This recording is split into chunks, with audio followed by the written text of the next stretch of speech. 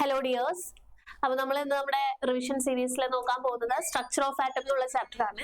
+1 കെമിസ്ട്രിയിലെ ഏറ്റവും കൂടുതൽ വെയിറ്റേജ് ഉള്ള ചാപ്റ്റർ ആണ് സ്ട്രക്ചർ ഓഫ് ആറ്റം. 12 മാർക്കാണ് ഈ ചാപ്റ്ററിൽ നിന്ന് മാത്രം ചോദിക്കുന്നത് കേട്ടോ. അപ്പോൾ ടീച്ചർ ഇതിൽ കൂടുതലും തിയറി ആയിട്ടുള്ള ക്വസ്റ്റ്യൻസ് ആണ് ഉൾപ്പെടുത്തിയേക്കുന്നത്. പ്രോബ്ലംസ് മാത്രമുള്ള ഒരു വീഡിയോ നമുക്ക് വേറെ ഇടാം, അപ്പൊ നമുക്ക് പഠിക്കാൻ സുഖമാവുമല്ലോ. അപ്പൊ ഇതൊരു തിയറി ബേസ്ഡ് ആണെങ്കിലും ഒരുപാട് ക്വസ്റ്റ്യൻസ് ചോദിക്കുന്നതാണ്. സിമ്പിൾ ആണ്, വളരെ എളുപ്പത്തിൽ പഠിക്കാം. അപ്പൊ നിങ്ങൾ കൃത്യമായിട്ട് കറക്റ്റ് ആയിട്ട് ഈ നോട്ട്സ് പഠിച്ച് എഴുതി കഴിഞ്ഞാൽ നല്ല മാർക്ക് നിങ്ങൾക്ക് സ്കോർ ചെയ്യാം മക്കളെ. അപ്പൊ നമുക്ക് തുടങ്ങാം കേട്ടോ. അപ്പൊ സ്ട്രക്ചർ ഓഫ് ആറ്റത്തിൽ ഇമ്പോർട്ടന്റ് ക്വസ്റ്റ്യൻസ് നമുക്ക് നോക്കാം. ഫസ്റ്റ് ക്വസ്റ്റ്യൻ ഇതാണ്, what are the properties of cathode rays? 2 മാർക്കിന് എപ്പോഴും ചോദിക്കാറുള്ള ചോദ്യമാണ്. കാഥോഡ് റേസിന്റെ പ്രോപ്പർട്ടീസ് എന്താണ്? ജസ്റ്റ് 4 പോയിന്റ്സിൽ നിന്ന് എത്ര മാർക്കിനാണോ ചോദിക്കുന്നത് അതിനനുസരിച്ച് ആൻസർ എഴുതാം കേട്ടോ. കാഥോഡ് റേസിന്റെ പ്രോപ്പർട്ടീസ് എന്തൊക്കെയാണെന്ന് നോക്കിയേ. Cathode ray starts from cathode and move towards anode. Cathode ray കാഥോഡിൽ നിന്ന് തുടങ്ങി ആനോഡിലേക്ക് മൂവ് ചെയ്യുന്നു. പിന്നെ എന്താണ്? They travel in straight line. Straight ലൈനിലാണ് അവർ മൂവ് ചെയ്യുക. ഒരു ഇലക്ട്രിക് ഫീൽഡ് വെച്ച് കഴിഞ്ഞാൽ കാഥോഡ് റേ എന്ന് പറയുമ്പോൾ നെഗറ്റീവ് ചാർജ് ഉള്ള ആൾക്കാരാണ് അല്ലെ.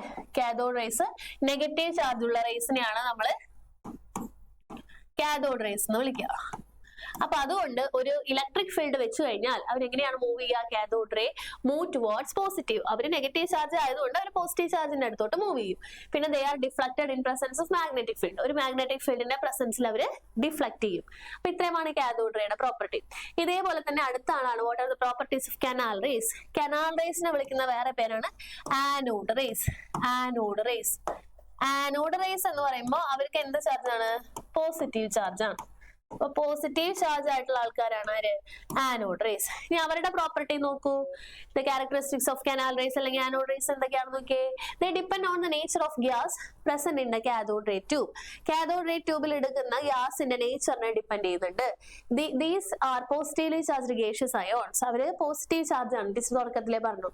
Mass the charge to mass ratio of anode rays depend on the nature of the gas. Nature of the ഗ്യാസിനെ depend ചെയ്താണ് അവരുടെ ചാർജ് ടു മാസ് റേഷ്യോ ഇരിക്കുന്നത്. അവര് ട്രാവൽ ചെയ്യുന്നതും സ്ട്രേറ്റ് ലൈനിലാണ്. Okay, they are also travel in straight line. അപ്പൊ anode റേസും cathode റേസും straight ലൈനിലാണ് ട്രാവൽ ചെയ്യുന്നത്. ഒരു ഇലക്ട്രിക് ഫീൽഡോ മാഗ്നറ്റിക് ഫീൽഡോ വെച്ച് കഴിഞ്ഞാൽ അവർ ഡിഫ്ലക്ട് ചെയ്യും. ഇതൊക്കെ രണ്ടിലും കോമൺ ആയിട്ട് പറയാൻ പറ്റുന്ന പോയിന്റ്സ് ആണ് കേട്ടോ. പിന്നെ മറ്റേ ആള് നെഗറ്റീവ് ചാർജ് ആയതുകൊണ്ട് അയാൾ ഇലക്ട്രിക് ഫീൽഡിന്റെ പ്രസൻസിൽ പോസിറ്റീവ് ചാർജിലോട്ടാണ് പോവുക. ഇയാൾ എന്താണ്? ഇയാൾ പോസിറ്റീവ് ചാർജ് ആയതുകൊണ്ട് ഇലക്ട്രിക് ഫീൽഡ് വെക്കുമ്പോൾ നെഗറ്റീവ് ചാർജിലോട്ടാണ് പോവുക. ഓക്കെ അല്ലേ? 2 ക്വസ്റ്റ്യൻ സിമ്പിൾ ആയിട്ട് പഠിക്കും അല്ലെ. ഇനി അടുത്തത് ഇലക്ട്രോ മാഗ്നറ്റിക് റേഡിയേഷൻസുമായി ബന്ധപ്പെട്ട് ചോദിക്കാവുന്ന ചില ഇമ്പോർട്ടന്റ് ടേമുകളെ കുറിച്ചിട്ടാണ് പറയുന്നത്. ഇലക്ട്രോ മാഗ്നറ്റിക് റേഡിയേഷൻസ് എന്ന് പറഞ്ഞാൽ നമ്മുടെ ലൈറ്റ് അല്ലെ, ലൈറ്റിനെയാണ് ഇലക്ട്രോ മാഗ്നറ്റിക് റേഡിയേഷൻസ് എന്ന് വിളിക്കുന്നത്. അപ്പോൾ different types of electromagnetic radiation ഉണ്ട്. X rays, gamma rays, UV rays എന്നൊക്കെ പറഞ്ഞ കുറെ റേസ് ഉണ്ട് അല്ലെ. അപ്പൊ അവരൊക്കെ ഇലക്ട്രോ മാഗ്നറ്റിക് റേഡിയേഷൻസിനൊക്കെ വേവ് നേച്ചറും ഉണ്ട്, പാർട്ടിക്കിൾ നേച്ചറും ഉണ്ട്. അപ്പൊ വേവ് നേച്ചർ ഉള്ളത് കൊണ്ട് തന്നെ അവര് വേവിനെ പോലെയാണ് ബിഹേവ് ചെയ്യുന്നത്. അപ്പൊ അവർക്ക് കുറച്ച് എന്താണ് വേവിന്റെ ചില പ്രോപ്പർട്ടീസ് അവർക്ക് ബാധകമായിരിക്കും അല്ലെ. ആ പ്രോപ്പർട്ടീസിനെ കുറിച്ചിട്ടാണ് ഇവിടെ ഡിസ്കസ് ചെയ്യുന്നത്. ഇമ്പോർട്ടന്റ് ടേമുകൾ. ഇപ്പൊ ലൈറ്റ് ഒരു വേവ് പോലെയാണ് മൂവ് ചെയ്യുന്നതെങ്കിൽ വേവ് എങ്ങനെയാണ് മൂവ് ചെയ്യുക? ഒരു വേവ് മൂവ് ചെയ്യുന്നത് ഇങ്ങനെയാണ് അല്ലെ. ഇതാണ് ഒരു വേവ് എന്ന് പറയുന്നത്. അപ്പോ ഇതുമായി ബന്ധപ്പെട്ട ചില ഇമ്പോർട്ടന്റ് ടേമുകളാണ് പറയുന്നത്. First one, frequency. എന്താണ് ഫ്രീക്വൻസി എന്ന് പറഞ്ഞാൽ? It is defined as number of waves that pass through A given point in 1 second. ഒരു സെക്കൻഡിൽ ഒരു ഗിവൺ പോയിന്റിലൂടെ പാസ് ചെയ്യുന്ന വേവിന്റെ എണ്ണത്തെയാണ് എന്തെന്ന് വിളിക്കുന്നത്? ഫ്രീക്വൻസി എന്ന് വിളിക്കുന്നത്. കറക്റ്റ് ആയി പഠിക്കണം. 1 മാർക്കിലോ 2 മാർക്കിലോ ഒക്കെ ചോദിക്കാൻ സാധ്യതയുണ്ട് കേട്ടോ. ഇനി ഫ്രീക്വൻസിനെ നമ്മൾ റെപ്രസെന്റ് ചെയ്യുന്ന ലെറ്റർ ന്യൂ എന്നാണ്. ന്യൂ. ഫ്രീക്വൻസിനെ റെപ്രസെന്റ് ചെയ്യുന്ന ലെറ്റർ ന്യൂ. അതിന്റെ എന്താണ്? യൂണിറ്റ് ഹേർട്സ് അല്ലെങ്കിൽ സെക്കൻഡ് ഇൻവേഴ്സ് ആണ് അതിന്റെ യൂണിറ്റ് എന്ന് പറയുന്നത്. ഇനി രണ്ടാമത്തെ ടേം ആണ് വേവ് ലെങ്ത്. വേവ് ലെങ്തിനെ റെപ്രസെന്റ് ചെയ്യുന്ന ലെറ്റർ ആണ് ലാംഡ. എന്താണ് വേവ് ലെങ്ത് എന്ന് പറഞ്ഞാൽ? It is the distance between two adjacent crest or trough. അടുത്തടുത്തുള്ള 2 ക്രസ്റ്റുകളോ ട്രഫുകളോ തമ്മിലുള്ള ഡിസ്റ്റൻസ്. അപ്പൊ എന്താണ് ക്രസ്റ്റ്, എന്താണ് ട്രഫ്? ഈ മുകളിലേക്ക് പൊന്തി നിൽക്കുന്ന ഭാഗത്തെയാണ് നമ്മൾ എന്ന് വിളിക്കുന്നത്? ക്രസ്റ്റ് എന്ന് വിളിക്കുന്നത്.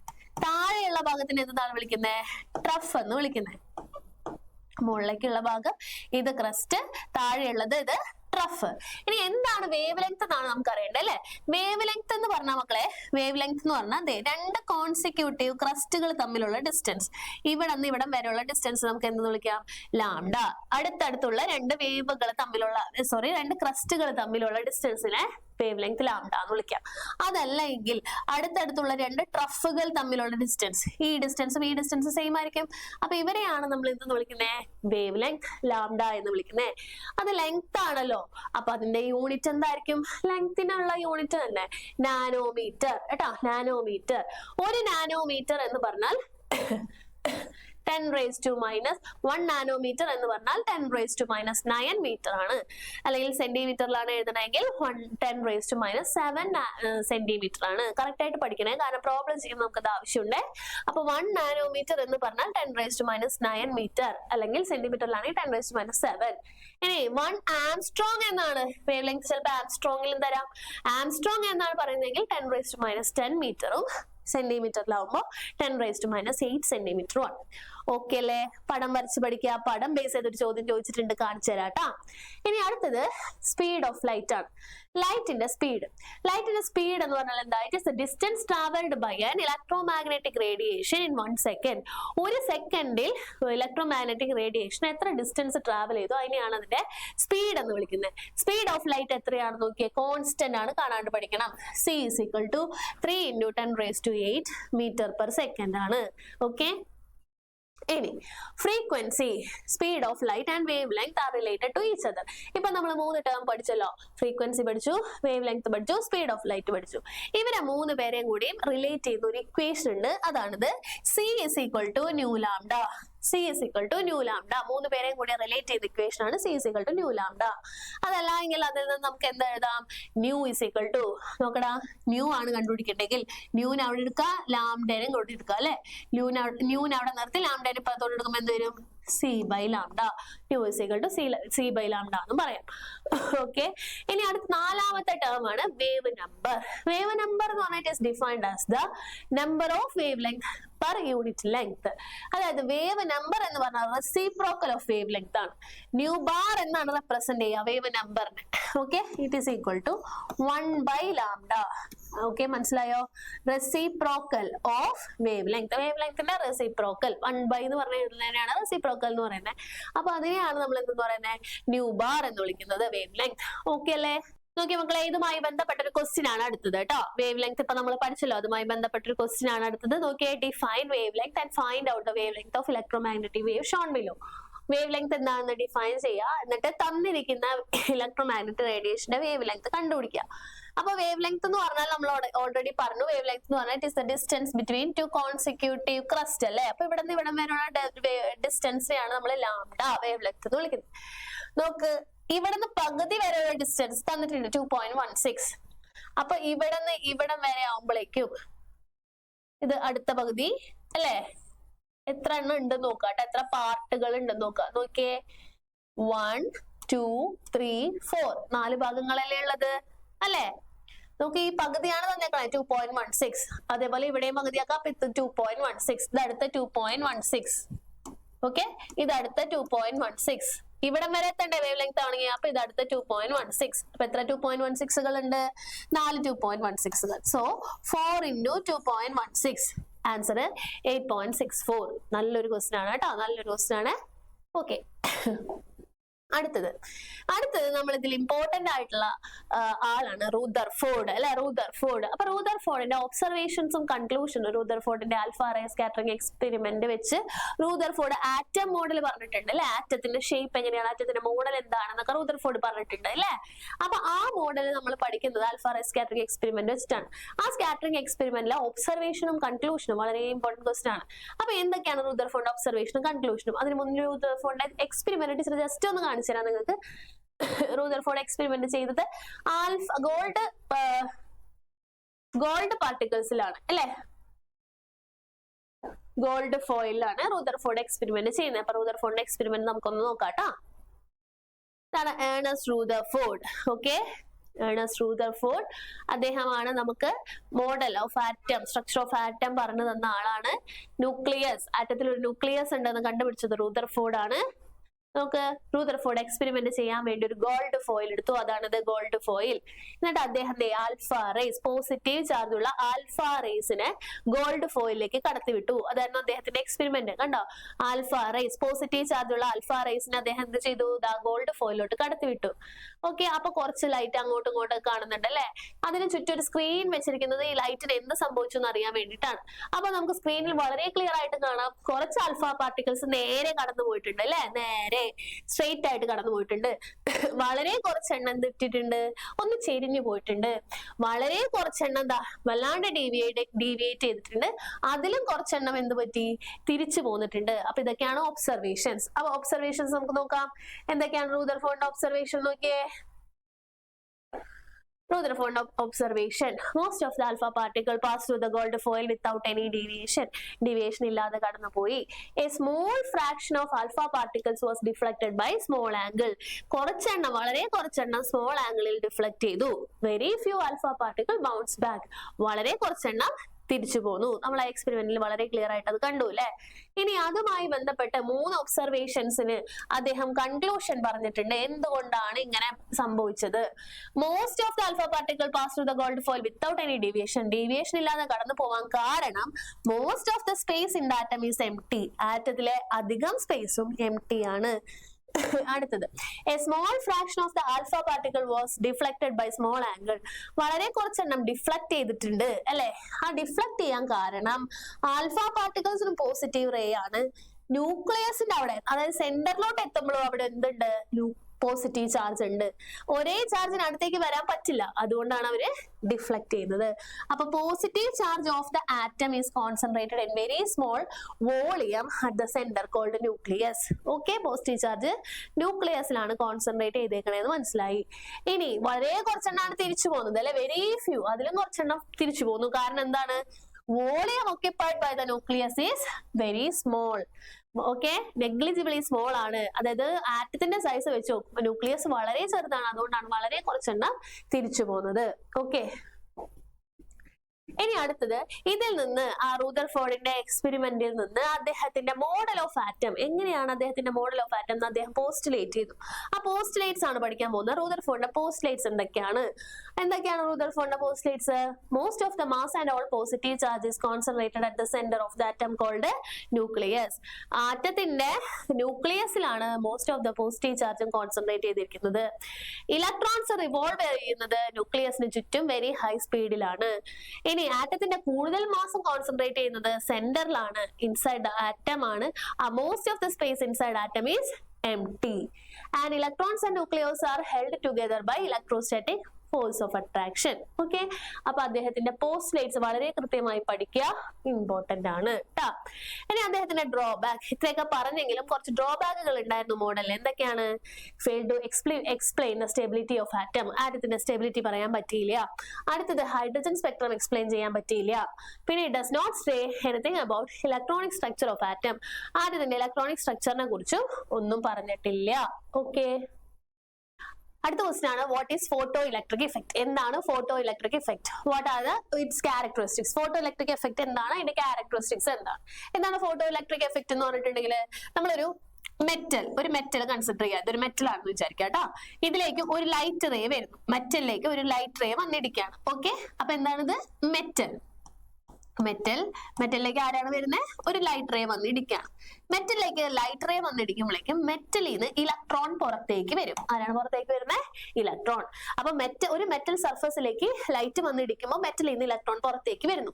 ഈ ഫിനോമിനനെ വിളിക്കുന്ന പേരാണ് എന്ത്?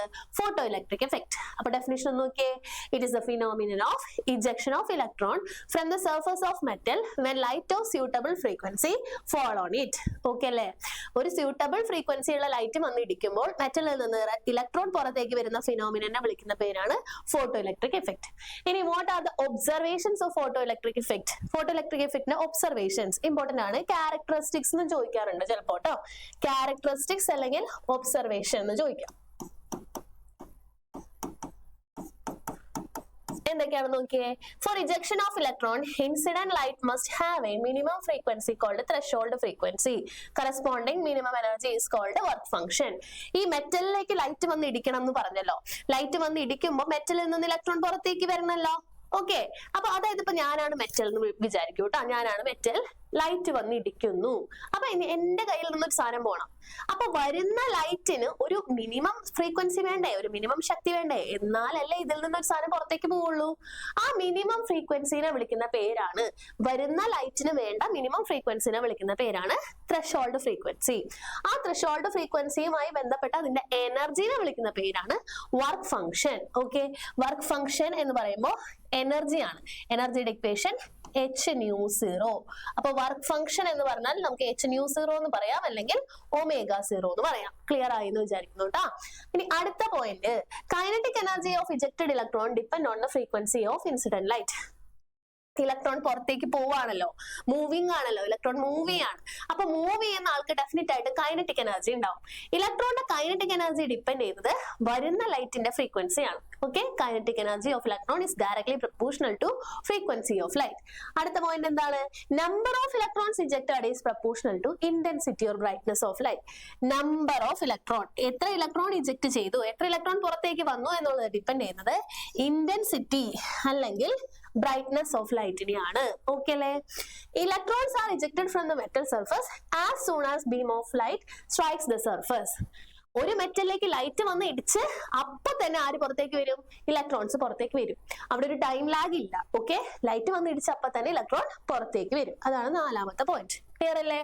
ഓക്കെ, ഇനി അടുത്തത് ഇതുമായി ബന്ധപ്പെട്ട് ഉള്ള റിലേറ്റഡ് ആയിട്ടുള്ള ഇക്വേഷൻസ് ആണ് കേട്ടോ. h nu is equal to h nu 0 plus half mv square. Energy of incident light, വരുന്ന ലൈറ്റിന്റെ എനർജിനെയാണ് h nu എന്ന് പറയുന്നത്. ത്രെഷോൾഡ് എനർജി ആണ് h nu 0. അപ്പൊ എനർജി ഓഫ് ലൈറ്റ് കണ്ടുപിടിക്കാനുള്ള equation h nu 0 plus half mv square. Kinetic energy കണ്ടുപിടിക്കാനുള്ള ഇക്വേഷനും ചോദിക്കാം കേട്ടോ. അപ്പൊ നമുക്ക് എന്തായിരുന്നു, half mv square is equal to h nu minus h nu 0. ഇത് കോമൺ ആയിട്ട് h പുറത്തേക്ക് എടുക്കുമ്പോൾ നമുക്ക് ന്യൂ മൈനസ് ന്യൂ 0. ഇവിടെ നിന്ന് ഇക്വേഷൻ മാത്രം പഠിച്ചു വെക്കുക, പ്രോബ്ലംസ് നമ്മൾ വഴിയെ ചെയ്യും കേട്ടോ. നെക്സ്റ്റ് വീഡിയോയിലാണ് നമ്മൾ പ്രോബ്ലംസ് ഡിസ്കസ് ചെയ്യുന്നത്. അപ്പൊ ജസ്റ്റ് തൽക്കാലം ഇക്വേഷൻ നോട്ട് ചെയ്താൽ മാത്രം മതിയേ. അടുത്ത ഹൈഡ്രജൻ സ്പെക്ട്രവുമായി ബന്ധപ്പെട്ട് ചോദിക്കാവുന്ന ചോദ്യം. ഹൈഡ്രജൻ സ്പെക്ട്രം സിമ്പിൾ ആണ് മക്കളെ. അതിൽ നിങ്ങൾ പഠിക്കേണ്ടത് ഈ സീരീസ് ഏതൊക്കെയാണ്, ഹൈഡ്രജൻ സ്പെക്ട്രം സീരീസ് എന്നാണ്. ഏതൊക്കെയാണ് 5 series? Lyman, Balmer, passion, bracket, fund. അതിൽ ലൈമാൻ ഏത് റീജിയനിലാണ് വരുന്നത്? UV region. 1 മാർക്കിന് ചോദിക്കുന്നതാണ് കേട്ടോ. ഓരോ സ്പെക്ട്രൽ സീരീസും ഏത് റീജിയനിലാണെന്നുള്ളത്. അപ്പൊ ലൈമാൻ ഏത് റീജിയൻ ആണ്? UV region. ബാമർ ഏത് റീജിയൻ ആണ്? വിസിബിൾ. ബാക്കി 3 IR റീജിയൻ. അപ്പൊ ഈ പെട്ടി അതേപോലെ തന്നെ പഠിക്കുക, അത്രേ ഉള്ളൂ കേട്ടോ അത്. ഇനി അടുത്തത് ബോർ മോഡൽ ഓഫ് ആറ്റം ആണ്. ബോർ മോഡൽ അടുത്ത സയന്റിസ്റ്റ് ആണ്. ഇപ്പൊ റൂദർഫോർഡ് മോഡൽ പറഞ്ഞപ്പോ നമ്മൾ പറഞ്ഞല്ലോ കുറെ ഫെയിലിയേഴ്സ് ഉണ്ടായിരുന്നു എന്ന്. അപ്പൊ അതുകൊണ്ട് തന്നെ അടുത്ത ആള് വരും അല്ലെ, അടുത്ത ആളാണ് നീൽസ് ബോർ. അപ്പൊ അദ്ദേഹത്തിന്റെ ആറ്റം മോഡൽ എങ്ങനെയാണെന്ന് നോക്കാം. ഓക്കെ, അത് ജസ്റ്റ് ഒരു ഡയഗ്രാം കാണിച്ചു തരാം ടീച്ചർ. ഇതാവുമ്പോൾ നിങ്ങൾക്ക് എളുപ്പത്തിൽ പഠിക്കാം. ഇതാണ് ബോറിന്റെ മോഡൽ ഓഫ് ആറ്റം എന്ന് പറയുന്നത്. ബോർ ആറ്റം മോഡലിനെ കുറിച്ച് പറയുന്നത് ഇതാണ്. ആറ്റത്തിന് ന്യൂക്ലിയസ് ഉണ്ട്. അതിപ്പോ നമ്മുടെ റൂദർഫോർഡ് കണ്ടുപിടിച്ചിട്ടുണ്ടായിരുന്നു, ആറ്റത്തിന് ന്യൂക്ലിയസ് ഉണ്ടെന്ന്. ആ കാര്യത്തിലൊന്നും ബോറിന് സംശയമില്ല, ന്യൂക്ലിയസ് ഉണ്ട്. ആ ന്യൂക്ലിയസിന്റെ അകത്താണ് പോസിറ്റീവ് ചാർജും അതേപോലെ തന്നെ ന്യൂട്രോൺസും ഇരിക്കുന്നത്. അപ്പൊ മോസ്റ്റ് ഓഫ് ദ മാസും എവിടെ തന്നെയാണ്? ന്യൂക്ലിയസിലാണ്. അപ്പൊ ന്യൂക്ലിയസ് അദ്ദേഹം സംഭവിച്ചു, റൂദർഫോർഡ് പറഞ്ഞ പോലെ ന്യൂക്ലിയസ് ഉണ്ട്, ന്യൂക്ലിയസിനകത്ത് പ്രോട്ടോൺ ഉണ്ട്, പിന്നെ ന്യൂട്രോൺ ഉണ്ട്. ഇത്രയും കാര്യങ്ങളൊക്കെയാണ്. ഇനി അദ്ദേഹം ഇലക്ട്രോണിനെ കുറിച്ച് പറയാണ് കേട്ടോ. ഇലക്ട്രോൺസ് ന്യൂക്ലിയസിന് ചുറ്റും വളരെ ഹൈ സ്പീഡിൽ ഇങ്ങനെ കറങ്ങാണ്. Nucleus are revolving around the nucleus. Okay, electrons are revolving around the nucleus. Electrons ഇങ്ങനെ ന്യൂക്ലിയസിന് ചുറ്റും കറങ്ങാണ്.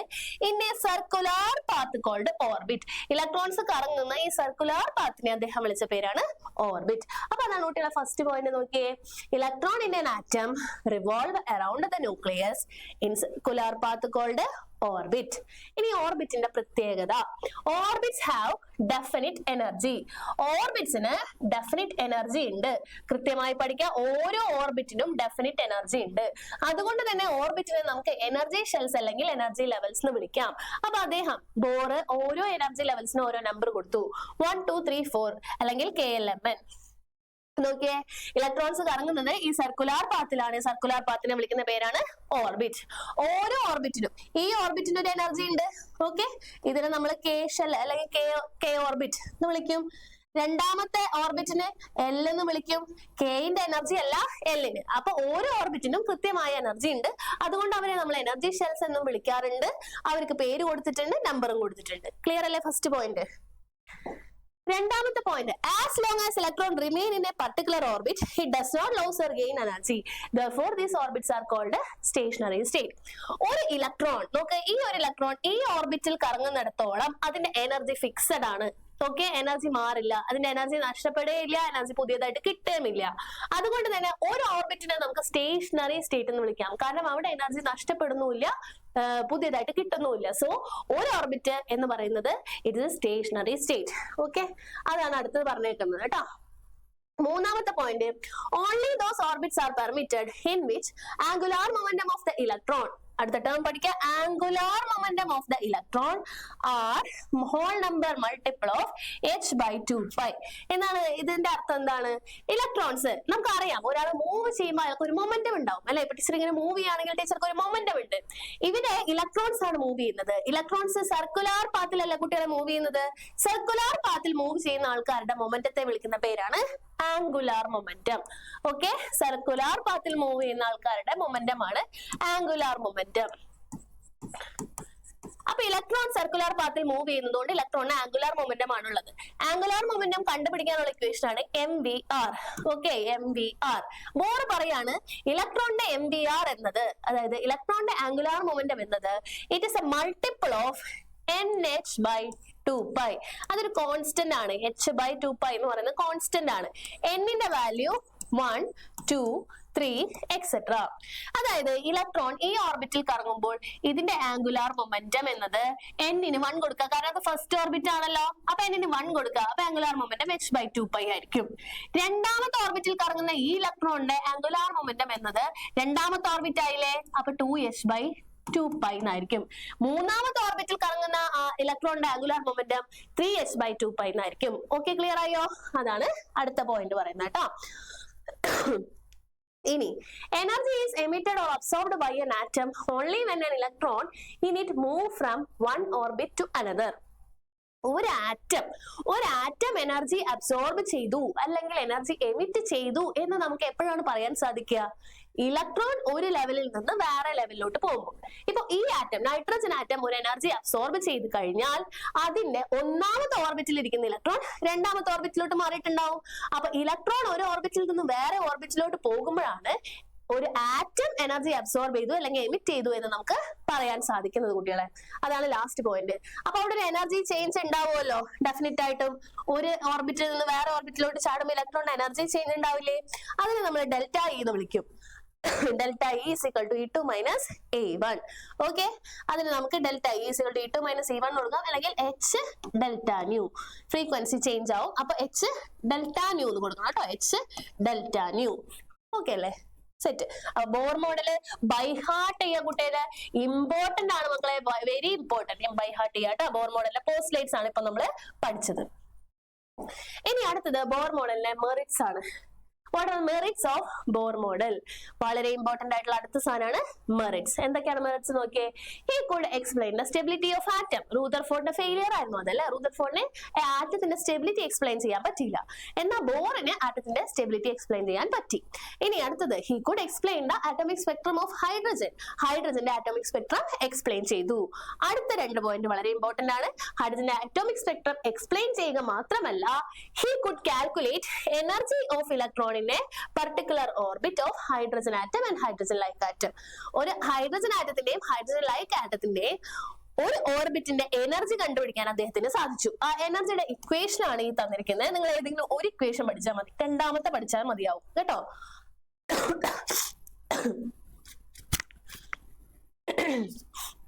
അപ്പൊ എന്താണ് എനർജി കണ്ടുപിടിക്കാനുള്ള ഇക്വേഷൻ? En = -2.18 × 10⁻⁻18 Z²/n². Z എന്ന് പറഞ്ഞാൽ ആറ്റോമിക് നമ്പർ, ഇവിടെ കൊടുത്തിട്ടുണ്ട്. Z എന്ന് പറഞ്ഞാൽ ആറ്റോമിക് നമ്പർ, n എന്ന് പറഞ്ഞാൽ 1, 2, 3. ഏത് ഓർബിറ്റിലാണോ ഇരിക്കുന്നത് അതാണ് 1, 2, 3 എന്ന് പറയുന്നത്. അപ്പൊ ആറ്റത്തിന്റെ എനർജി, ഓർബിറ്റിന്റെ എനർജി കാണാനുള്ള ഇക്വേഷൻ കേട്ടോ. ഇനി അതേപോലെ അദ്ദേഹം കണ്ടുപിടിച്ച അടുത്ത സാധനമാണ് റേഡിയസ്. ഓരോ ഓർബിറ്റിന്റെ റേഡിയസ് എത്രയാണെന്ന് കണ്ടുപിടിച്ചു. അപ്പൊ റേഡിയസ് കണ്ടുപിടിക്കാനുള്ള ഇക്വേഷൻ ആണ് തന്നിരിക്കുന്നത്. എന്താണ്? radius is equal to 52.9 n square by z picometer. ഇവിടെയും z atomic number, n number of orbit. Okay അല്ലേ? സെറ്റ്. അതങ്ങനെ പഠിക്കുക. ഇനി അടുത്തത് അടുത്തൊരു ക്വസ്റ്റ്യൻ നോക്കിയാൽ define Bohr orbit. Bohr orbit എന്താണെന്ന് ഡിഫൈൻ ചെയ്യാൻ അത് പരീക്ഷയ്ക്ക് ചോദിക്കുന്ന ചോദ്യമാണ്. ബോർ ഓർബിറ്റ് എന്ന് പറഞ്ഞാൽ ഫസ്റ്റ് സ്റ്റേഷനറി സ്റ്റേറ്റിനെയാണ്, radius of first stationary state, hydrogen ആറ്റത്തിന്റെ ഫസ്റ്റ് സ്റ്റേഷനറി സ്റ്റേറ്റിന്റെ റേഡിയസിനെയാണ് ബോർ റേഡിയസ് അല്ലെങ്കിൽ ബോർ ഓർബിറ്റ് എന്ന് വിളിക്കുന്നത്. അത് കണ്ട് അതിന്റെ വാല്യൂ നോക്കുക, 52.9 പൈക്കോമീറ്റർ ആണ്. നമ്മളിവിടെ റേഡിയസ് പറഞ്ഞില്ലേ, റേഡിയസ് കണ്ടുപിടിക്കാനുള്ള ഇക്വേഷൻ എത്രയാണ്? 52.9 എന്ന് പറഞ്ഞില്ലേ. അപ്പൊ ഫസ്റ്റ് സ്റ്റേഷനറി സ്റ്റേറ്റ് എന്ന് പറയുമ്പോൾ n എത്രയാണ്? 1 ആണ് അല്ലെ. അപ്പൊ അത് 52.9 ഇൻറ്റു ഫസ്റ്റ് സ്റ്റേഷനറി സ്റ്റേറ്റ് ആയതുകൊണ്ട്, ഫസ്റ്റ് സ്റ്റേഷനറി സ്റ്റേറ്റ് എന്ന് പറഞ്ഞതുകൊണ്ട് എന്നിന്റെ വാല്യൂ 1 കൊടുക്കുക. അപ്പൊ 1 സ്ക്വയർ. ഹൈഡ്രജൻ ആണ്, അപ്പോ സെഡിന്റെ വാല്യൂ 1. ദെർഫോർ ബോർ ഓർബിറ്റ് എന്ന് പറയുന്നത് 52.9 പൈക്കോമീറ്റർ. അങ്ങനെയാണ് നമുക്ക് ഇവിടെ 52.9 എന്ന് കിട്ടിയത് കേട്ടോ. ഇനി അടുത്തത് ബോർ മോഡലിന്റെ ഡ്രോബാക്സ് ആണ് കുട്ടികളെ. എന്തൊക്കെയാണ് ഡ്രോബാക്സ് എന്ന് പറയുന്നത്? He could not explain the spectrum of multi electron atom. He could not explain Zeeman affected Stark effect. He could not explain de Broglie concept of dual nature of matter. He could not explain Heisenberg uncertainty principle. He could not explain the ability of atom to form molecules by chemical bond. Chemical ബോണ്ടുകൾ വഴി atoms എങ്ങനെ molecules ആവുന്നു എന്ന് പറയാനും സാധിച്ചില്ല. Important, വളരെ important ആണ്. Sure ആണ് മെറിറ്റ്സ് ആൻഡ് ഡിമെറിറ്റ്സും ബോർ മോഡലിന്റെ പോസ്റ്റ്ലേറ്റ്സും പഠിക്കാതെ ഒരിക്കലും എക്സാം ഹാളിലേക്ക് പോവരുത് മക്കളെ. ഷുവർ ക്വസ്റ്റ്യൻ ആണ് കേട്ടോ. ഓക്കെ, അടുത്ത question, what is dual nature of matter? Give de Broglie equation. എന്താണ് മാറ്ററിന്റെ ഡ്യുവൽ നേച്ചർ എന്ന് പറഞ്ഞാൽ? According to de Broglie, all microscopic particles in motion has particle character and wave character. Dual nature എന്ന് പറഞ്ഞാൽ എന്താ? രണ്ട് സ്വഭാവം എന്നാണ് അർത്ഥം അല്ലെ. അപ്പൊ ഡി ബ്രോഗ്ലി പറയാണ് ഇലക്ട്രോൺ പ്രോട്ടോൺ പോലെയുള്ള ആൾക്കാർക്ക്, അവരെയാണ് നമ്മൾ മാറ്റർ എന്ന് പറയുന്നത്. ഇലക്ട്രോൺ പ്രോട്ടോൺ പോലെയുള്ള ആൾക്കാർക്ക് രണ്ട് നേച്ചർ ഉണ്ട്, ഒന്ന് പാർട്ടിക്കിൾ നേച്ചറും പിന്നെ ഒന്ന് വേവ് നേച്ചറും. അതിനെയാണ് ഡ്യുവൽ നേച്ചർ ഓഫ് മാറ്റർ എന്ന് പറയുന്നത്. ഓക്കെ അല്ലേ? ഇനി അടുത്ത ഡി ബ്രോഗ്ലിയുടെ ഇക്വേഷൻ ആണ്, വളരെ ഇമ്പോർട്ടന്റ് ആണ്, പ്രോബ്ലം ബേസ്ഡ് ക്വസ്റ്റൻ ആണ് അത്. Lambda is equal to h/mv. Wave length കാണാനുള്ള ഇക്വേഷൻ കേട്ടോ. മാറ്റർ വേവിന്റെ വേവ് ലെങ്ത് കാണാനുള്ള ഇക്വേഷൻ ആണ് lambda is equal to h/mv. mv mass into velocity എന്ന് പറഞ്ഞാൽ മൊമെന്റം ആണ്. So lambda is equal to h/p എന്നും നമുക്ക് എഴുതാം. ഓക്കെ അല്ലേ? അടുത്ത question, state Heisenberg uncertainty principle. Give its mathematical forms and its significance. Heisenberg uncertainty principle എന്താണ്? അതിന്റെ മാത്തമാറ്റിക്കൽ ഫോം എഴുതാനും അതിന്റെ സിഗ്നിഫിക്കൻസ് പറയാനും വളരെ ഇമ്പോർട്ടന്റ് ആണ്. ഹെയ്സൻബർഗ് ഷുവർ ക്വസ്റ്റ്യൻ ആണ് കേട്ടോ. അപ്പൊ ഹെയ്സൻബർഗ് പറയുന്നത് ഇത്രേ ഉള്ളൂ, ഇറ്റ് ഈസ് ഇമ്പോസിബിൾ, അല്ലെങ്കിൽ it is not possible to determine simultaneously both the position and velocity of a microscopic moving particle such as electron with absolute accuracy. എന്ന് വെച്ചാൽ ഇലക്ട്രോൺ പോലെയുള്ള ആൾക്കാര്, ഇലക്ട്രോൺ വളരെ കുഞ്ഞാളാണല്ലോ, വളരെ ചെറിയ ആളാണ്. അപ്പൊ അയാൾ ഇങ്ങനെ ന്യൂക്ലിയസിന് ചുറ്റും കറങ്ങിക്കൊണ്ടിരിക്കുമ്പോൾ അയാളുടെ പൊസിഷനും വെലോസിറ്റിയും ഒരേ സമയം കൃത്യമായി പറയാൻ പറ്റില്ല. ഓക്കെ, ഇലക്ട്രോൺ പ്രോട്ടോൺ പോലെയുള്ള ആൾക്കാര് ഇങ്ങനെ കറങ്ങുമ്പോൾ, അവർ മൂവ് ചെയ്യുമ്പോൾ അവർ വളരെ ചെറുതായതുകൊണ്ട്, മൈക്രോസ്കോപ്പിക് ആയതുകൊണ്ട് അവരുടെ പൊസിഷനും വെലോസിറ്റിയും ഒരേ സമയം പറയാൻ പറ്റില്ല എന്നാണ് ഹെയ്സൻബർഗ് പറഞ്ഞത്. അപ്പൊ അതിന്റെ ഇക്വേഷൻ എന്താണ്? ഹെയ്സൻബർഗ് ഇക്വേഷൻ നോക്കൂ, mathematical form delta x into delta p greater than or equal to h/4π. കാണാതെ പഠിക്കുക. ഓക്കെ, എന്താണ് ഇക്വേഷൻ എന്നുള്ളത് കാണാതെ പഠിക്കുക. ഡെൽറ്റ എക്സ് എന്ന് പറഞ്ഞാൽ എന്താണ്? Uncertainty in position. എക്സ് എന്ന് പറഞ്ഞാൽ നിങ്ങൾക്ക് അറിയാം പൊസിഷൻ ആണ്, പി എന്ന് പറഞ്ഞാൽ അറിയാം മൊമെന്റം ആണ് അല്ലെ. അപ്പൊ ഡെൽറ്റ എക്സ് എന്ന് പറഞ്ഞാൽ അൺസർട്ടനിറ്റി ഇൻ പൊസിഷൻ ആണ്, ഡെൽറ്റ പി എന്ന് പറഞ്ഞാൽ അൺസർട്ടനിറ്റി ഇൻ മൊമെന്റം ആണ്, പിന്നെ എച്ച് അറിയാം പ്ലാങ്ക്സ് കോൺസ്റ്റന്റ്. അപ്പം ഹെയ്സൻബർഗിന്റെ മാത്തമാറ്റിക്കൽ ഇക്വേഷൻ എഴുതാൻ പറഞ്ഞാൽ ഇതാണ് ഇക്വേഷൻ. ക്ലിയർ? ഓക്കെ, അടുത്ത നമുക്ക് ഹെയ്സൻബർഗിന്റെ സിഗ്നിഫിക്കൻസ് നോക്കാം കേട്ടോ. ഹെയ്സൻബർഗ് പ്രിൻസിപ്പിളിന്റെ സിഗ്നിഫിക്കൻസ് നോക്കാം. സിഗ്നിഫിക്കൻസ് എന്തൊക്കെയാണെന്ന് നോക്കിയേ. This principle rules out the existence of definite path or trajectories for moving microscopic particles such as electron. അതായത് ബോർ മോഡൽ പറഞ്ഞപ്പോൾ ബോർ പറഞ്ഞു ഇലക്ട്രോൺസ് കറങ്ങിക്കൊണ്ടിരിക്കുന്നത് ന്യൂക്ലിയസിന് ചുറ്റും ഒരു സർക്കുലർ പാത്ത് ഉണ്ട്, ഒരു ഡെഫിനിറ്റ് ഫിക്സഡ് പാത്ത് ഉണ്ട് അല്ലെ, ഓർബിറ്റ് എന്ന് പറയുന്ന പാത്ത്, അതിലാണ് ഇലക്ട്രോൺ കറങ്ങുന്നതെന്ന് പറഞ്ഞു. പക്ഷേ ഹെയ്സൻബർഗ് പറയാണ് അങ്ങനെ ഇലക്ട്രോൺസ് ഒരു ഫിക്സഡ് പാത്തിലാണ് കറങ്ങുന്നതെന്ന് നമുക്ക് പറയാൻ പറ്റില്ല. കാരണം എന്താണ്, നമുക്ക് അയാളെ പൊസിഷനും വെലോസിറ്റിയും കറക്റ്റ് ആയിട്ട് പറയാൻ പറ്റില്ല എന്ന് ഓൾറെഡി പറഞ്ഞു വെച്ചിട്ടുണ്ട് കേട്ടോ. ഓക്കെ, ഇനി രണ്ടാമത്തെ കാര്യം, ഹെയ്സൻബർഗ് പ്രിൻസിപ്പിൾ മൈക്രോസ്കോപ്പിക് പാർട്ടിക്കിൾസിന് മാത്രമാണ് ബാധകം, മാക്രോസ്കോപ്പിക് പാർട്ടിക്കിൾസിന് ഇത് ആപ്ലിക്കബിൾ അല്ല. അത്രയുമാണ് ഹെയ്സൻബർഗ് അൺസർട്ടനിറ്റി പ്രിൻസിപ്പിളിന്റെ ആപ്ലിക്കേഷൻ സിഗ്നിഫിക്കൻസ് എന്ന് പറയുന്നത് കേട്ടോ. ഇനി അടുത്തത് എന്താണ് ഓർബിറ്റൽസ്. ഓക്കെ, ശ്രദ്ധിക്കുക. അപ്പൊ ഇലക്ട്രോൺ കറങ്ങുന്നത് ഓർബിറ്റിലല്ല എന്നാണ് ഇപ്പൊ പറയുന്നതെങ്കിൽ ഇലക്ട്രോൺ പിന്നെ എവിടെയാണ് ഇരിക്കുന്നത് എന്നൊരു ചോദ്യം വന്നില്ലേടെ മക്കളെ. അങ്ങനെയാണ് നമ്മൾ പുതിയൊരു ടേമിലോട്ട് എത്തുന്നത്, ഓർബിറ്റൽസ്. ഓക്കെ, അപ്പൊ എന്താണ് ഓർബിറ്റൽസ് എന്ന് പറഞ്ഞാല് it is the region in space around the nucleus where there is maximum probability of finding an electron having specific energy. ഒരു കൃത്യമായ എനർജി ഉള്ള ഇലക്ട്രോണിനെ ന്യൂക്ലിയസിന് ചുറ്റും ഒരു പാത്തിൽ കാണാൻ നമുക്ക് സാധിക്കും. അവിടെ ഏറ്റവും കൂടുതൽ സാധ്യതയുള്ളത് ഏതാണ്? ഇലക്ട്രോണെ കാണാൻ സാധ്യതയുള്ള സ്ഥലം, മാക്സിമം പ്രോബബിലിറ്റി, ഇലക്ട്രോണിനെ കാണാൻ മാക്സിമം സാധ്യതയുള്ള ആ സ്ഥലത്തിനെ വിളിക്കുന്ന പേരാണ് ഓർബിറ്റൽസ്. ഇലക്ട്രോണിനെ കാണാൻ സാധ്യതയുള്ള സ്ഥലത്തിനെ വിളിക്കുന്ന പേരാണ് ഓർബിറ്റൽസ്. അത്രേ ഉള്ളൂ. അങ്ങനെയാണെങ്കിൽ ഓർബിറ്റൽസിനെ കുറിച്ച് പഠിക്കുമ്പോൾ ക്വാണ്ടം നമ്പേഴ്സ് പഠിക്കാതിരിക്കാൻ നമുക്ക് സാധിക്കില്ല. അപ്പൊ എന്താണ് ക്വാണ്ടം നമ്പേഴ്സ്? ഏതൊക്കെയാണ് 4 ക്വാണ്ടം നമ്പേഴ്സ്? അപ്പൊ എന്താണ് ക്വാണ്ടം നമ്പർ?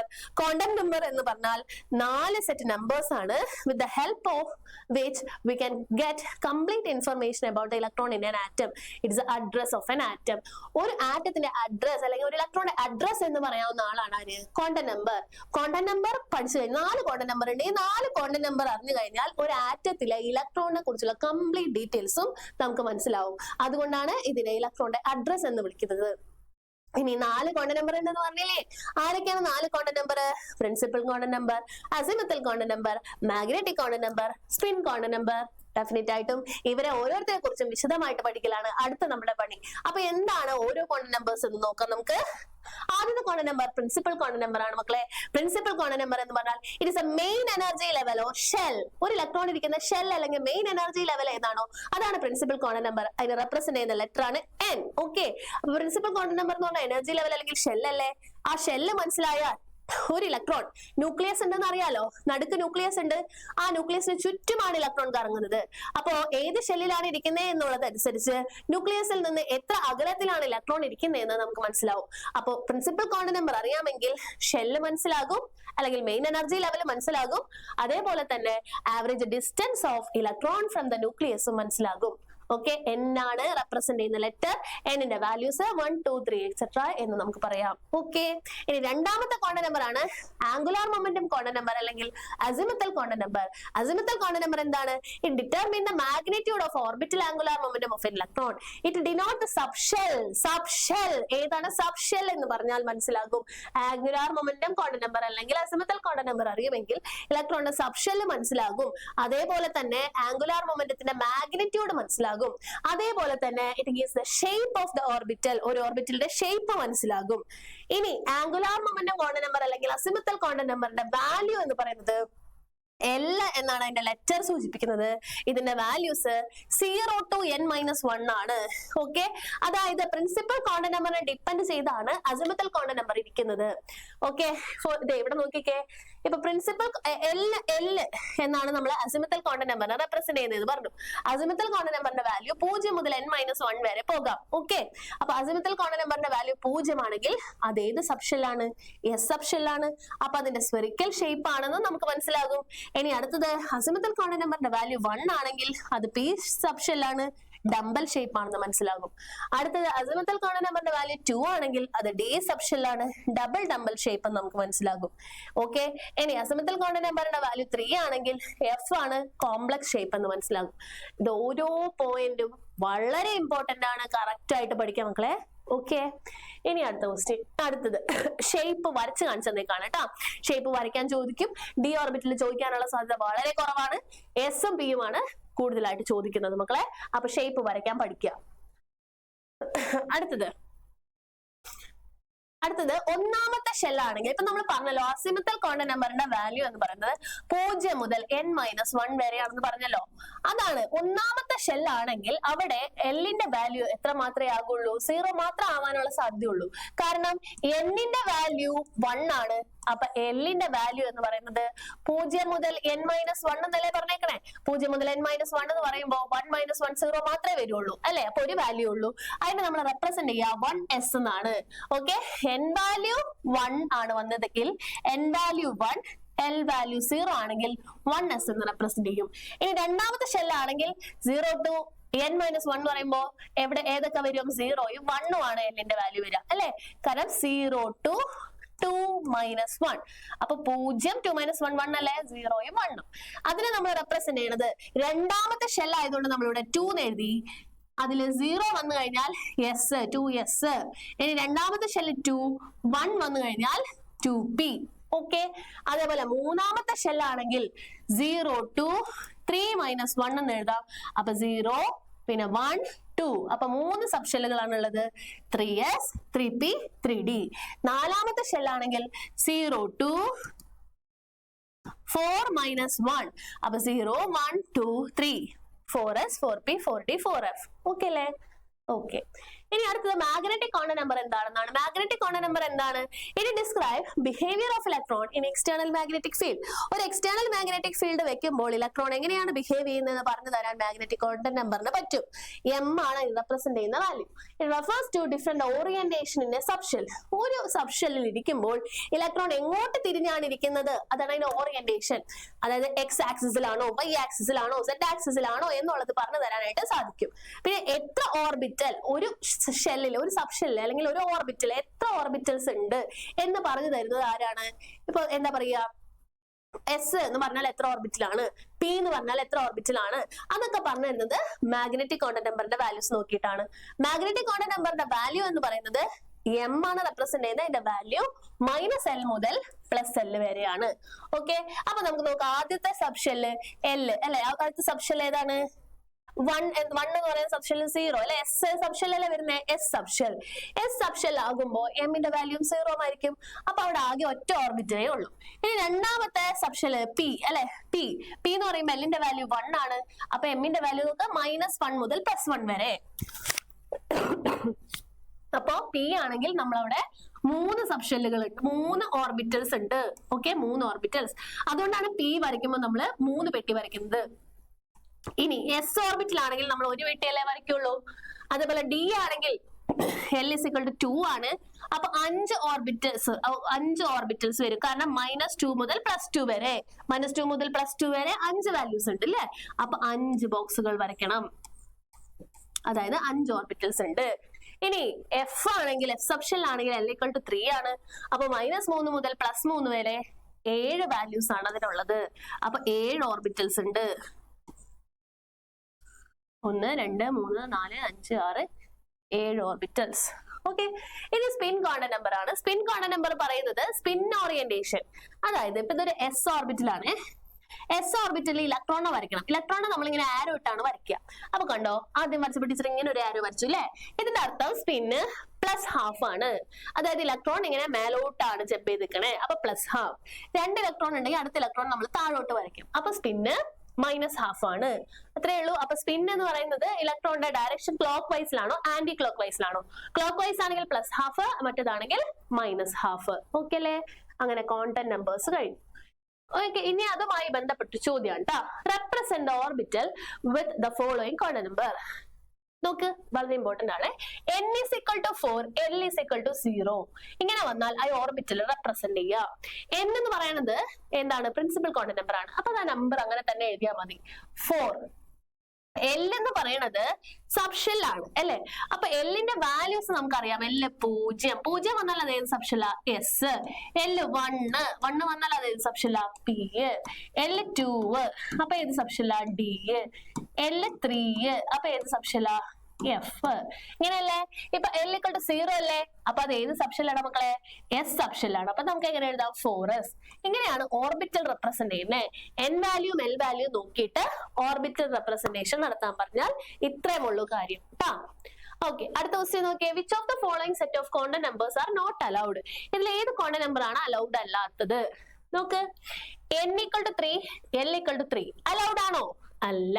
കാരണം n-ന്റെ വാല്യൂവിനേക്കാളും 1 കുറവായിരിക്കും എപ്പോഴും. ആര്? L. നമ്മൾ നേരത്തെ പഠിച്ചല്ലോ, L = 0 to n-1 എന്ന് പഠിച്ചില്ലേ? അപ്പൊ എപ്പോഴും n-ന്റെ വാല്യൂവിനേക്കാളും ഒരു വാല്യൂ കുറവായിരിക്കണം L. അപ്പൊ ഇത് പോസിബിൾ അല്ല.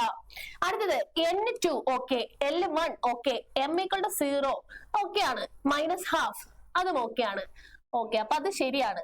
ഇനി n equal to 1, L equal to 0, M equal to 0, S equal to plus half possible ആണ്. അടുത്ത n equal to 0 പോസിബിൾ ആണോ? അല്ല. കാരണം പ്രിൻസിപ്പൽ കോമൺ നമ്പറിന്റെ വാല്യൂ തുടങ്ങുന്നത് എപ്പോഴും 1 നിന്നാണ്. അപ്പൊ n equal to 0 എന്നുള്ളതും പോസിബിൾ അല്ല. അപ്പൊ അതിൽ ഏതൊക്കെ പോസിബിൾ അല്ലാത്തത്? 1ഉം 4ഉം പോസിബിൾ അല്ല കുട്ടികളെ. ഓക്കെ, ഇനി അടുത്തത് n plus l rule. n plus l rule എന്ന് പറഞ്ഞാൽ നമ്മൾ ഇലക്ട്രോൺ കോൺഫിഗറേഷൻ എഴുതും അല്ലെ. അപ്പൊ 1s2 2s2 എന്നൊക്കെ പറഞ്ഞ് നമ്മൾ എഴുതുന്നില്ലടാ. അത് എന്തിന്റെ അടിസ്ഥാനത്തിലാണ്? എനർജി കൂടുന്നതിന്റെ അടിസ്ഥാനത്തിലാണ് അല്ലെ. അപ്പൊ അതാണ് n plus l റൂളിൽ പറയുന്നത്. Orbitals are filled in according to increasing value of n plus l. Orbitals നമ്മൾ ഫിൽ ചെയ്യുന്നത് n plus l കൂടുന്നതിനനുസരിച്ചാണ്. ഏതിലാണോ n plus l? ഇപ്പൊ നോക്കിയേ, 3s എന്ന് പറയുന്ന ഓർബിറ്റലും 3p എന്ന് പറയുന്ന ഓർബിറ്റലും തന്നേക്കാണ്. 3sന്റെ n വാല്യൂ n എത്രയാണ്? 3. l എത്രയാണ്? 0. n plus l ചെയ്തപ്പോൾ ആരാണ്? 3 കിട്ടിയില്ലേ. അതേപോലെ 3p n 3 l 1. Okay, n plus l ചെയ്തപ്പോ 4. അപ്പൊ ഇതിലെ ആർക്കാണോ വാല്യൂ ചെറുത് കിട്ടിയ അയാളാണ് ലെസ് എനർജി. അപ്പൊ n plus l ചെയ്തപ്പോ ആർക്കാ ചെറുത് കിട്ടിയ? ഇതല്ലേ. So 3s is less in energy than 3p. ഇനി അടുത്ത point, if two orbitals have same n plus l value, one with lower will be first filled. അതായത് നിങ്ങൾ n plus l ചെയ്യുമ്പോൾ കുറവുള്ളതിനാണ് കുറവ് എനർജി എന്ന് ആദ്യം പറഞ്ഞു. പക്ഷെ നിങ്ങൾ n plus l ചെയ്യുമ്പോൾ രണ്ട് സെയിം ഉത്തരം കിട്ടിയാലോ? ഇവിടെ നോക്കിയേ, 3dയും 4pയും നോക്കാം. 3d n എത്രയാണ്? 3. l എത്രയാണ്? 2. 3 plus 2 ചെയ്തപ്പോ എത്ര കിട്ടി? 5. 4p n എത്രയാണ്? 4. l എത്രയാണ്? l 4p എന്ന് പറയുമ്പോ 1. അപ്പൊ 1 രണ്ടും കൂടി കൂട്ടുമ്പോ 5. രണ്ട് സെയിം വന്നില്ലേ? രണ്ട് സെയിം വന്നാൽ n വാല്യൂ കുറവുള്ളതിനാണ് lower energy. So 3d is less in energy than 4p. Energy കൂടുതൽ 4p ക്കാണ്. അത് തന്നെയാണ് ഇവിടെ എഴുതിയിരിക്കുന്നത് കേട്ടോ. ഓക്കെ, ഇനി അടുത്തത് ഇലക്ട്രോണിക് കോൺഫിഗറേഷൻ എഴുതുമ്പോൾ നമ്മൾ ശ്രദ്ധിക്കേണ്ട കുറച്ച് റൂൾസ് ഉണ്ട്. ഏതൊക്കെയാണ് ആ റൂൾസ്? ഒന്നാമത്തെ റൂളാണ് ഓഫ് ബോ പ്രിൻസിപ്പിൾ. സിമ്പിൾ ആണ്. ഓഫ് ബോ പ്രിൻസിപ്പിൾ എന്താണ്? The ground state of atom orbitals are filled in accordance to increasing energy. നമ്മൾ ഇലക്ട്രോൺ ഫില്ല് ചെയ്യുമ്പോഴേ ഏറ്റവും കുറവുള്ളിടത്തല്ലേ ആദ്യം ഇലക്ട്രോണിനെ കൊടുക്കുക. അത് തന്നെയാണ് റൂള്. ഗ്രൗണ്ട് സ്റ്റേറ്റിൽ ഇരിക്കുമ്പോൾ നമ്മൾ ഇലക്ട്രോണിനെ ഫില്ല് ചെയ്യുന്നത് ഈ ഓർബിറ്റൽസിന്റെ എനർജി കൂടുന്നതിനനുസരിച്ചാണ്. അത്രേ ഉള്ളൂ കേട്ടോ. ഇനി അടുത്തത് Pauli's exclusion principle. Pauli's exclusion principle പറയുന്നത് it states that no two electrons in the same atom can have same value for 4 set of quantum numbers. എന്ന് വെച്ചാൽ എന്താണ്? നോക്കിയേ, ഹീലിയം 2 ഇലക്ട്രോൺ ആണ് ഉള്ളത്. Configuration 1s2. s ഓർബിറ്റൽ ആണ് 2 ഇലക്ട്രോണിനെയും കൊടുക്കുന്നത്. Okay അല്ലേ? ഓക്കെ അല്ലേ? ഹീലിയം ആറ്റത്തിന് 2 ആണ് അറ്റോമിക് നമ്പർ. അപ്പൊ 1s2 എന്നുള്ള കോൺഫിഗറേഷൻ കൊടുത്തു. 2 ഇലക്ട്രോണ് ഞാൻ s ഓർബിറ്റൽ 1s ഓർബിറ്റലിൽ കൊടുത്തു. ഞാൻ ഇനി ഒന്നാമത്തെ ഇലക്ട്രോൺ E1 എന്ന് വിളിക്കുകയാണേ. അതേപോലെ രണ്ടാമത്തെ ഇലക്ട്രോൺ E2 എന്ന് വിളിക്കുകയാണേ. ഇത് E1, ഇത് E2. ഇവരുടെ 4 ക്വാണ്ടം നമ്പേഴ്സ് നോക്കാൻ പോവാണേ. E1ന്റെ 4 quantum number n value n എത്രയാണ്? അത് ഫസ്റ്റ് പ്രിൻസിപ്പൽ ക്വാണ്ടം നമ്പർ 1 അല്ലേ വന്നേക്കുന്നേ. അപ്പൊ 1. l എത്രയാണ്? s സബ്ഷനിലല്ലേ ഇരിക്കുന്നത്. അപ്പൊ l-ന്റെ വാല്യൂ എത്രയാണ്? 0. l 0 ആണെങ്കിൽ മാഗ്നറ്റിക് ക്വാണ്ടം നമ്പർ എത്ര തന്നെയാണ്? 0. സ്പിൻ എത്രയാണ്? മോളിലേക്കല്ല നിൽക്കുന്നത്, +12. അപ്പൊ ഇത്രയുമാണ് ആദ്യത്തെ ഇലക്ട്രോണിന്റെ 4 ക്വാണ്ടം നമ്പർ എന്ന് പറയുന്നത്. ഇനി രണ്ടാമത്തെ ഇലക്ട്രോണിന്റെ 4 ക്വാണ്ടം നമ്പർ നോക്കാം. n എത്രയാണ്? ഒന്നാമത്തെ ഇരിക്കണേ, ഒന്നാമത്തെ ഷെൽ തന്നെയല്ലേ 1. l എത്രയാണ്? ഫസ്റ്റ് സബ് ഷെൽ തന്നെയല്ലേ 0. l 0 ആണെങ്കിൽ m 0 ആണ്. പക്ഷെ സ്പിൻ എത്രയാണ്? സ്പിന്ന് വന്നിരിക്കുന്നത് താഴേക്കാണ്. സോ -12. അപ്പൊ ഇതാണ് കുട്ടികളെ പോളിസ് എക്സ്ക്ലൂഷൻ. ഒരു ഓർബിറ്റലിലെ ഈ ഒരു ഓർബിറ്റലില് 2 ഇലക്ട്രോൺ മാക്സിമം കൊള്ളും. പക്ഷെ ആ 2 ഇലക്ട്രോണിനും 4 ക്വാണ്ടം നമ്പേഴ്സ് ഒരിക്കലും ഒരേപോലെ വരില്ല. അതാണ് പറഞ്ഞേക്കണേ. It states that no 2 electrons in the same atom can have same set of 4 quantum numbers. Okay അല്ലേ? സെറ്റ്. അടുത്തത് എന്താണ്? അടുത്തത് Hund's rule of maximum multiplicity. Hund's rule എന്താണ് പറയുന്നത്? It states that electron pairing in an orbital of same subshell will not take place until each available orbital of that subshell is singly occupied. നമുക്ക് നോക്കാം. Nitrogen atomic number 7, 1s2, 2s2, 2p3. ഞാൻ ഈ 2p3 മാത്രം വരയ്ക്കുകയാണ്. 2p3 എന്ന് പറയുമ്പോൾ എനിക്ക് 3 എണ്ണം ഇങ്ങനെ കൊടുക്കാം അല്ലേ? കൊടുക്കാൻ പാടുണ്ടോ? അങ്ങനെ കൊടുക്കാൻ പാടുണ്ടോ? മൂന്നെണ്ണം ഇങ്ങനെയും കൊടുക്കാം. ഇതിൽ ഏതാണ് ശരി? ഇതിൽ ഇതാണ് ശരി. ഇങ്ങനെ കൊടുക്കാൻ പാടില്ല. അതാണ് ആര് പറയുന്നത്? Hund's rule. ഹൺസ് റൂൾ പറയാണ് electron pairing in orbital of same subshell. ഇത് പി എന്ന് പറയുന്ന സബ്ഷെല്ലാണ് അല്ലെ. പി എന്ന് പറയുന്ന സബ്ഷെല്ലാണ് ഈ ഓരോ ഓർബിറ്റലിൽ ഇരിക്കുന്നത്. അപ്പൊ ഒരേ സബ്ഷെല്ലിന്റെ തന്നെ ഓർബിറ്റലിൽ ഇലക്ട്രോൺ ഒരിക്കലും പെയർ ചെയ്യാൻ പാടില്ല. എപ്പോ വരെ? ഓരോന്നിലും ഓരോന്ന് കിട്ടുന്നത് വരെ. ഓരോ ഓർബിറ്റലിലും ഓരോ ഇലക്ട്രോൺ കിട്ടുന്നത് വരെ ഇലക്ട്രോൺ പെയറിംഗ് നടത്താൻ പാടില്ല സെയിം സബ്ഷെല്ലിൽ എന്നാണ് ആര് പറയുന്നത്? ഹൺസ് റൂൾ പറയുന്നത്. ഓക്കെ, അത്രേ ഉള്ളൂടാ. സെറ്റ്. ഇനി അടുത്തത് ക്രോമിയം ആൻഡ് കോപ്പർ എഴുതുമ്പോഴുള്ള ഇലക്ട്രോണിക് കോൺഫിഗറേഷന്റെ ഒരു എക്സെപ്ഷണൽ കേസ് ആണ് പറയുന്നത്. ക്രോമിയം എന്ന് പറയുമ്പോൾ അറ്റോമിക് നമ്പർ 24 ആണ്. അപ്പൊ നമ്മൾ എങ്ങനെ എഴുതൂടാ? 1s2 2s2 2p6 3s2 3p6 ഇത് കഴിഞ്ഞാൽ ഏതാ വരുന്നത്? 4s അല്ലെ. 3p കഴിഞ്ഞാൽ പിന്നെ 4s ആണ്. പിന്നെ 3d. 4s നമുക്ക് വേണമെങ്കിൽ 2 ഇലക്ട്രോൺ കൊടുക്കാം അല്ലെ. അപ്പൊ 4s2 3d 4 എന്നാണ് വരിക. 24 ആവുമ്പോ നോക്കിയേ 2 4 10 12 18 20 24 ഇങ്ങനെ കൊടുക്കാലോ. പക്ഷെ അങ്ങനെ കൊടുക്കാൻ പാടില്ല. കാരണം ഇവിടെ 4s ഒരു ഇലക്ട്രോൺ അപ്പുറത്തോട്ട് കൊടുത്തു കഴിഞ്ഞാൽ 4s ഒരു ഇലക്ട്രോൺ ഇങ്ങോട്ട് കൊടുത്താൽ അവിടെ എന്താവും മക്കളെ? 4s1 3d 5 എന്നാവും. അതായത് ഡിയിൽ മാക്സിമം 10 ഇലക്ട്രോൺ ആണ് കൊള്ളാൻ നിങ്ങൾക്ക് അറിയാം. അപ്പൊ അതിന്റെ പകുതി 5 എന്നുള്ളത് സ്റ്റേബിൾ സ്റ്റേറ്റ് ആണ്. അപ്പൊ ഹാഫ് ഫിൽഡ് കോൺഫിഗറേഷൻ സ്റ്റേബിൾ ആയതുകൊണ്ട് ഇങ്ങനെ ഒരു പോസിബിലിറ്റി ഉള്ളപ്പോൾ ഇങ്ങനെ മാത്രമേ ആര് നിൽക്കുള്ളൂ? കോൺഫിഗറേഷൻ നിൽക്കുള്ളൂ. അതേപോലെ തന്നെയാണ് കോപ്പറിന്റെ കേസ്. കോപ്പറിന്റെ കേസ് നമുക്ക് നോക്കാം. കോപ്പർ 29 ആണ്. അപ്പൊ 1s2 2s2 2p6 3s2 3p6 4s അവിടെയും 4s1 3d 10. 4s2 3d 9 എന്ന് എഴുതുന്നതിന് പകരം 4s1 3d 10 എന്ന് നമുക്ക് എഴുതാം. ഓക്കെ അല്ലേ? ഓക്കെ, ഇനി നമ്മള് ഒരു ക്വസ്റ്റ്യൻ കൂടി ഉണ്ട്, ഒരു പ്രോബ്ലം ക്വസ്റ്റ്യൻ കേട്ടോ. ആ ഒരു പ്രോബ്ലം ക്വസ്റ്റ്യൻ കൂടി നോക്കിയിട്ട് നമുക്ക് അവസാനിപ്പിക്കാം. ഒറ്റ പ്രോബ്ലം ഇട്ടിട്ടുള്ളൂ. ഇതാണ് calculate energy associated with first orbit of helium plus. അതേപോലെ തന്നെ റേഡിയസ് കണ്ടുപിടിക്കാൻ. ഇത് നമ്മൾ എവിടെയാണ് എനർജി? അതേപോലെ തന്നെ ഒരു പർട്ടിക്കുലർ ആറ്റം തന്നിട്ടുണ്ടെങ്കിൽ ഹൈഡ്രജൻ ലൈക്ക് ആറ്റം ആണെങ്കിൽ അതിന്റെ എനർജിയും റേഡിയസും കണ്ടുപിടിക്കാൻ ബോർ മോഡൽ വെച്ചാണ് കണ്ടുപിടിക്കുക അല്ലെ. ബോർ ആണ് അത് നമുക്ക് കണ്ടുപിടിക്കാനുള്ള ഇക്വേഷൻ തന്നെ. അപ്പൊ ഇവിടെ ഹീലിയം ചോദിച്ചതുകൊണ്ട് ഹീലിയത്തിന്റെ എനർജി കണ്ടുപിടിക്കാനുള്ള equation En is equal to നമ്മൾ നേരത്തെ പഠിച്ചല്ലോ. En is equal to സ്ലൈഡിൽ നോക്കിയേ. എനർജി കണ്ടുപിടിക്കാനുള്ള equation -2.18 into 10⁻⁻18 z square by n square. അത് ഇവിടെ കൊടുത്താൽ മതിയടാ. -2.18 into 10⁻⁻18 z square by n square. Helium ഇതുകൊണ്ട് z എന്നുള്ളത് 2 ആണ്. n ഫസ്റ്റ് ഓർബിറ്റ് എന്ന് പറഞ്ഞതുകൊണ്ട് n equal to 1 ആണ്. ഡയറക്റ്റ് സബ്സ്റ്റിറ്റ്യൂട്ട് ചെയ്യുക. En is equal to -2.18 into 10⁻⁻18 into z ഹീലിയത്തിന്റെ atomic number 2 square divided by 1 square ചെയ്യുമ്പോൾ നമുക്ക് എത്ര കിട്ടും? കാൽക്കുലേറ്റ് ചെയ്തേ.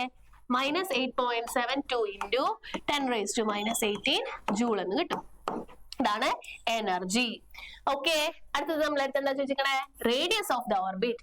റേഡിയസ് കണ്ടുപിടിക്കാനുള്ള ഇക്വേഷൻ എന്തായിരുന്നു? റേഡിയസ് കണ്ടുപിടിക്കാനുള്ള equation 0.0529 0.0529 n square by z.